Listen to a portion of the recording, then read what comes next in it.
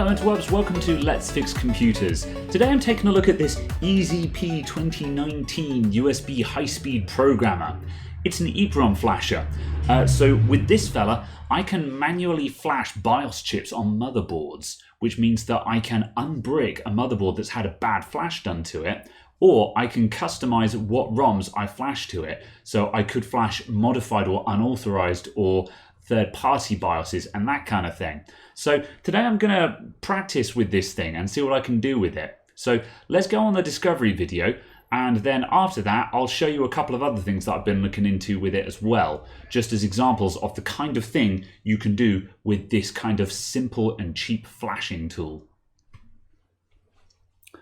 Okay, right, while that board sits and thinks about its crimes, I'll show you what I've got here. So I've got a EZP2019 Plus USB high-speed programmer, support 25, 26, 23, well, support 24 to 93 series chips.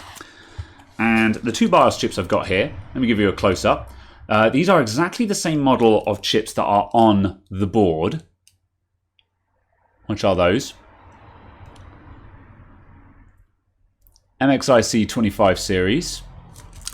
And these are not, this is not the same BIOS chip as you will find on every single motherboard.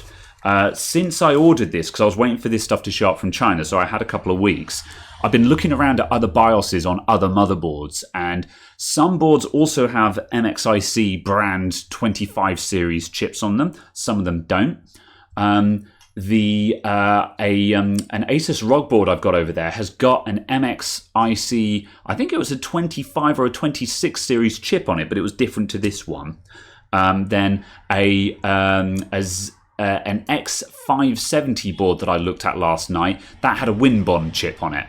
So, as I say, this is not indicative of modern chips. This is just the one that's in use on this particular motherboard. So we've got a couple of those chips. Here's the program. As you can see, it's really small. Fits in the palm of my hand. Then that came with a small cable. I've got a longer one plugged in over here. We've got what looked a 1.8 volt adapter. So that this thing breaks out. Presumably that goes in like that. Or there we go. So that goes in there, I guess. And so now we have the same programmer but compatible with 1.8 volt chips as opposed to whatever these are natively. I've got a pin pitch adapter, so we can plug this in, and then I can solder some surface mount chips onto this, or I can get this cable here, I can plug this in to there, and now I've got this little grabby dude which has got pins on the end of it, and so now I can clamp that onto stuff, perhaps even in situ. Maybe, you know, if I've got a chip that's on the board, I can clamp around that to flash it in situ on the board. I think that's how that works.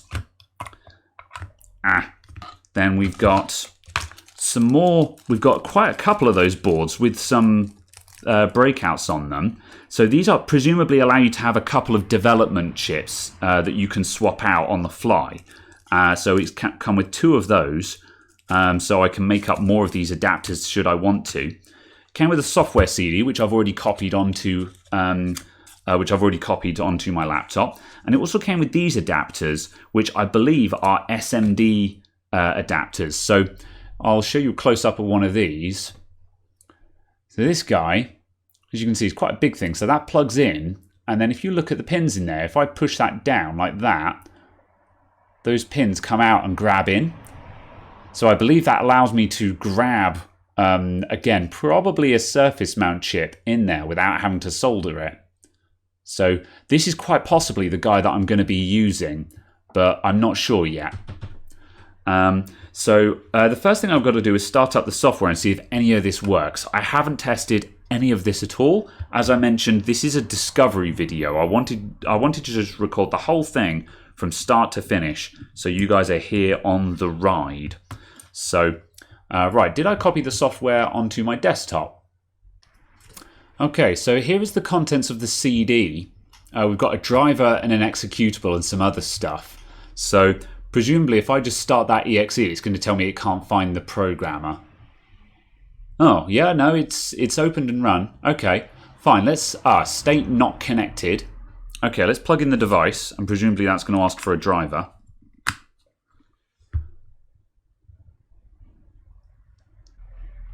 Yeah, we've got an unknown device, so let's update driver. Browse, browse, desktop, and let's just pick that folder. Oh no, okay. Encounter drivers, but...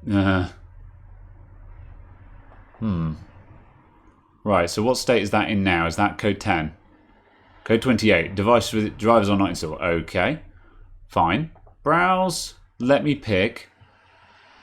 Show all devices, have disk.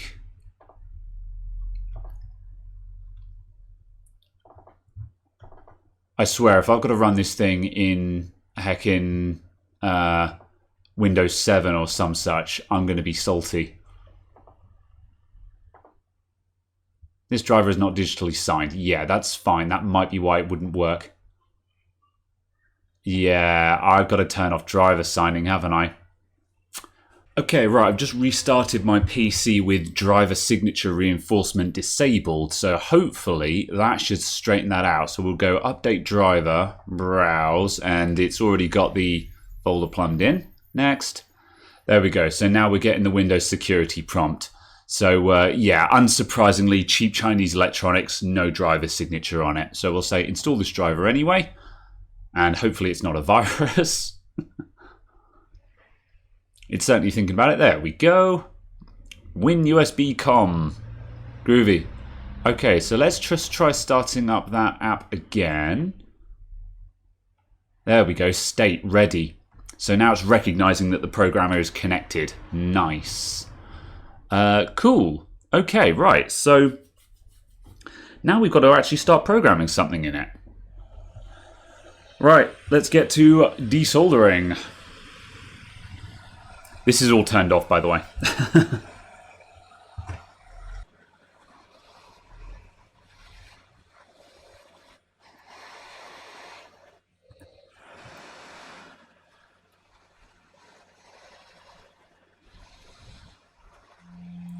Cool, right, the chips are off the board. Don't worry, they are already marked, so I know which one is the main chip and also which way round they go on the board. That is actually indicated on these chips. As you can see, we have a white dot in the corner of the chip. That indicates pin 1, which is also indicated by an arrow there and there. So it is fully marked as to which way round the chips go. And my main BIOS chip, I've actually put a black stripe on, which the camera might not be able to see. It probably would if I focused it. So I know which way round they go. Cool, so our chips are off the board. Have they cooled down? They have. Right, so now what we're going to do is put those chips in my BIOS flasher, and I'm going to try and get a ROM dump from them. So let's get my box of tricks. So what will this fit in? Will it fit in that? It will go in that one. I think we want to use this middle-sized one. So what way round does it go? I'm going to assume that pin 1 goes in the top left. So if I press that down, so the pins open up, there we go, that just dropped into place, and then I release, and now it's in there. There we go. So now we've adapted this SMD chip to fit into our thingy-majig. So I assume that goes in that way up. So should I read the instructions? No, I like to live dangerously. Right, that's him. So let's switch back to the desktop. Here's our, whoa, here's the program. And at the moment it's showing Fs because we haven't done anything. So let's see, let's just try read. Type SPI flash. Ah, found it, MXIC. MX, here we go, 25U. Right, okay, I'm close. I've got an MX25U 12835F. Can we test? What does that do? No chips detected. Please put in the chip and try again. Okay. Let's try it in the top.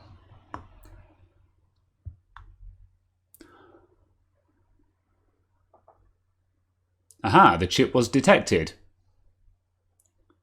Nice. Okay, let's read. Read flash. It's got a progress bar that's going rather slowly, and we've got run. Things are happening, everyone. Okay, read complete.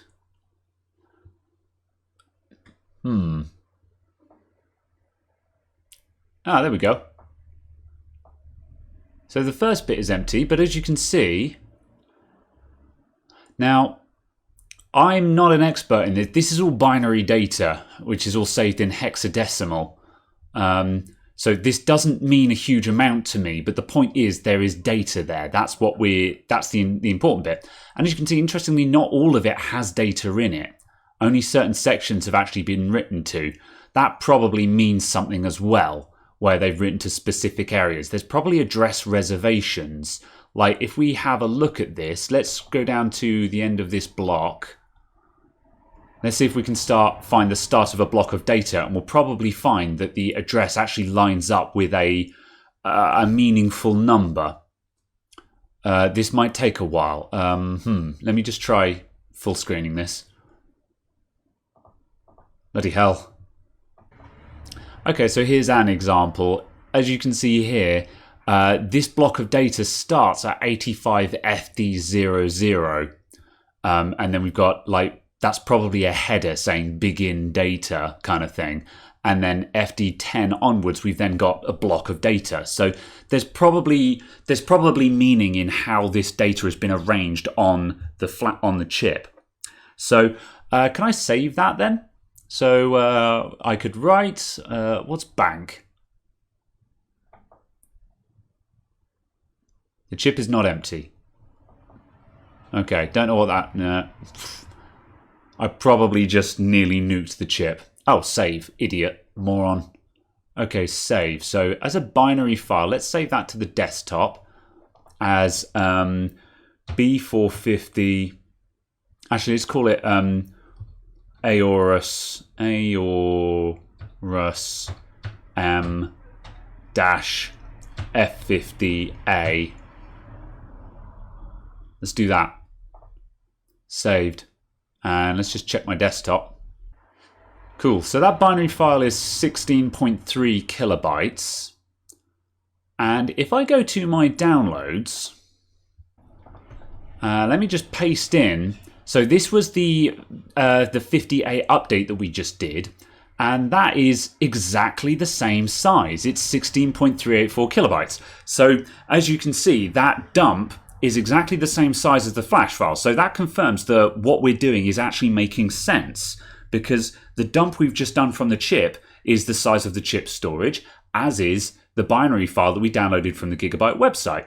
So now what would be really interesting is if I did a comparison on these two files. Maybe I can use Beyond Compare or something like that to find out if these are identical. Cool, so we've got a dump of our BIOS chip. I just tried looking up a program that I might be able to use to try and compare the two files. So both the dump that I've done and also the F50A BIOS download from the Gigabyte website, so I could see if there are any differences in them. Perhaps we could see what data was saved in this one or something like that. However, I couldn't find a program that would just easily show me what differences there were in the files. So if anyone knows a good program for doing that, please let me know in the comments, because that would be kind of interesting, but I don't really know what I'm doing here. However, we successfully dumped a file. So what I will do now is I'm going to take one of my blank BIOS chips. In fact, I'm going to take both of my blank BIOS chips, and I'm going to try flashing the dump that I've done onto both of these, and I'll put these on the motherboard and we'll see if it works. Because that will confirm that I'm now able to reflash replacement BIOS chips, which will be super interesting. So yeah, let's do that. And yeah, cool. All right, so I'm going to unpackage these. We'll swap these out. So let's pop that guy out.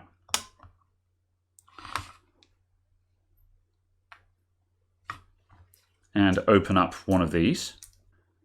Right, and this guy does not have pin 1 marked on it, so I need to quickly check which way round it goes.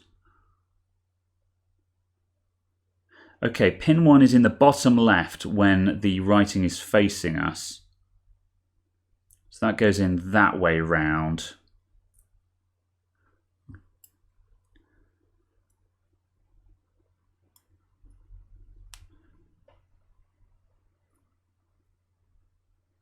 That's really satisfying, putting that in there.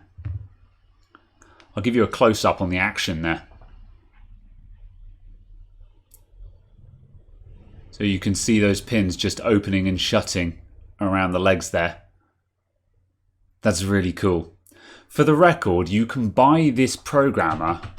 Like on its own, it was something like, you know, £8 or £10 or something like that. But I paid about £15 in order to get it with all of these accessories because I didn't know what I would need. I think even the most basic one came with something similar to one of these breakout boards. And of course, I could solder the chip to this board. However, by having these little widgets here, it means that I don't have to solder the chip onto this board every time I want to flash it, which is obviously great. So that's what I was paying for there, and it didn't cost a lot extra to get these widgets, and that might prove very handy in the future. But yeah, just so you know where I got them from. Okay, so that's a blank chip in there, so let's put that in there. Oh, there we go. Let's go back to the software, and we'll try and read it. Right, so that's now reading the whole chip. So I'll let that run, and I'll get back to you in a moment, and we're expecting to see... Theoretically, it should be empty. It should just be filled with Fs, which I assume is null data. Or it might be filled with zeros, who knows? So yeah, I'll get back to you in a moment. Okay, our read is complete. And there's some data in this thing. Not much. There's some more, yeah. Cool. So who knows what that data is? I've no idea. That could be some kind of generic BIOS, but look, there's stuff at the very beginning as well. I tell you what, I'm going to save this just as an interest thing. If there's anyone who knows how to analyze this and find out what this data is, let me know in the comments, because I wouldn't know where to start with that, because, you know, I'm just learning this as we go. So if anyone fancies a challenge, let me know to see if we can find out if this is just garbage data or whether there's actually something there on this blank chip. I'll make a save of that. So this is the MXIC blank.bin. Right, so that's been read. So now we'll erase this chip. Erase. Then that should give me a null chip. And then we're then going to flash it with, we're going to write it with one of our BIOS dumps. So shall I use the 50A BIOS or shall I use the dumped BIOS? Let's use the dumped BIOS because that proves that the dump that I'm doing is actually functional as well, which would then allow me to copy BIOSs and things like that, which might be very interesting. I don't know why that would be interesting, but yeah. Getting a successful flash from a downloaded BIOS from the Gigabyte website, that doesn't really mean much to me. I'm expecting that to work. Okay, so I've done an erase followed up with another read, and now as you can see we've got an error, chip is empty, which is correct, and we've got all Fs. So that is behaving exactly as we would expect it to. So now what I want to do is open. So I'm going to open my dump file, which was, F50A bin. Yeah, it's only showing binary files. If I set that to all files, we'll see the other stuff. So yeah, that's fine. So I want to open that. So we've opened, and if I just scroll down a bit, yeah, there we go. So this one now has data in it. And now I want to write that back to the chip. There we go. So now we're writing flash. So I'm going to do that. Then I'm going to do the same thing with the other new BIOS chip. So then we'll have two BIOS chips that I've written the identical dump files to. And I'll solder those back onto the motherboard, start it up, and we should still have a working board. Right, complete. So now we verify. Verifying flash. Cool. I probably could have used the auto tool, which I assume will then read, write, and verify, or something like that. Or it'll erase, write, and verify. But,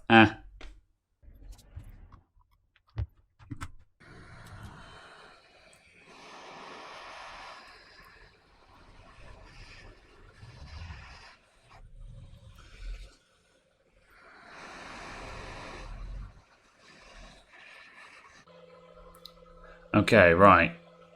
We're bouncing between CPU and DRAM at the moment. That's probably just RAM training. This board does that after it's had a reset. So, fingers crossed. Don't know what kind of hissy fit it's going to have. No, that's a fail. I've given it a couple of minutes. It is definitely not going to start. Oh, that's a shame. That's not the end of the world. There's still lots of things to try. However, that would have been amazing if it had just worked first time. Right, the first thing I'm going to do is turn it off. I'm going to take the graphics card out. And I'm going to take the BIOS battery out. And I'm just going to touch up the joins on those chips. And just triple check that I put them in the right way round. Because these chips have never been soldered before, so I might have some dry joints there where I've just hot aired directly onto pads without any solder work. Oh, the backup BIOS is the wrong way round. That's not helpful. That's my bad. The backup BIOS is the wrong way round.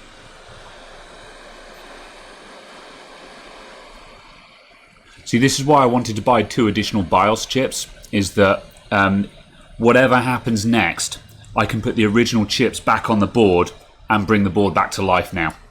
There's a very small chance of me actually destroying the board doing this.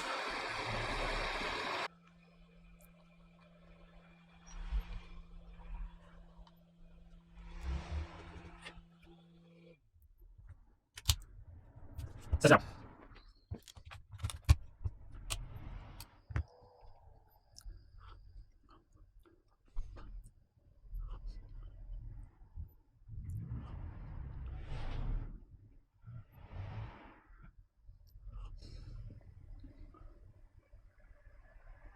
Hey! It went to VGA. Okay, so now it's going to go around a couple more times, but it's going to post.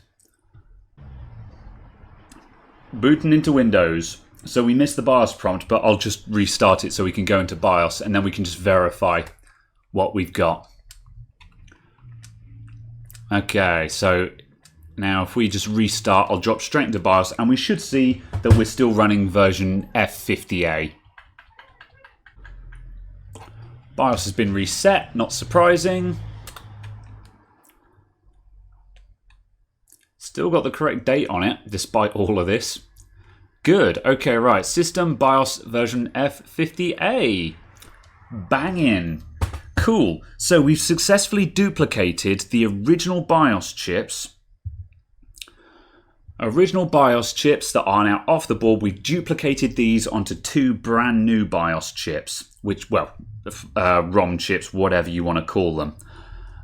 Cool. So that is now, obviously I did that using a BIOS dump, but there is nothing preventing me from restoring those. Well, let's just double check. If I switch back to the software, so in EZP2019, if I open, let's just set file type to all files and open B450 AORM.50A. So this is the BIOS file that we downloaded from Gigabyte. I can open that, and there's the contents of the BIOS file. So there's nothing preventing me from now loading BIOSs that I've downloaded from the Gigabyte website. So this is all very well and good, but you might be asking yourself, oh, but Graham, I don't want to desolder stuff off my motherboard. That's not really practical. You know, like I'm willing to plug in a programmer, but I don't want to pull chips off of my board. And you'd be right. So that's where this little guy here comes in. So this was the grabby pincer plier tool thing doodad. And as you can see, it's got pins on the end of it. And this guy will clamp directly over the chip on the motherboard.